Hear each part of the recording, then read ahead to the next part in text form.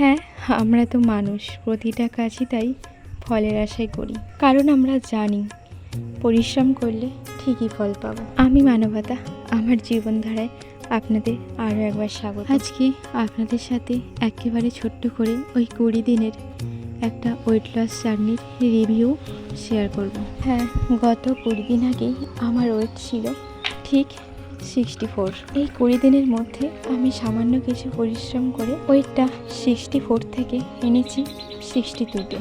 তেমন কিছু হয়তো আপনাদের কাছে না এটা, বাট এটা আমার কাছে অনেক বড় একটা পাওয়া। আমার খুব ইচ্ছে রয়েছে এই ওয়েট লস জার্নিতে আমি কি করেছি সেটা আপনাদের সাথে একটু বড় ব্লগে শেয়ার করার।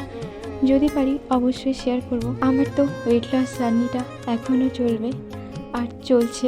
এরই মধ্যে একদিন চেষ্টা করব আমি আমার খাদ্য তালিকায় কী অন্তর্ভুক্ত করেছি সেগুলো শেয়ার করার। আরও নানান অভিজ্ঞতা, কম পরিশ্রম করে পুরোটা একটা দিনের রুটিন শেয়ার করার, অ্যান্ড ডিনার লাঞ্চ সবটাই শেয়ার করতে পারি চেষ্টা করব।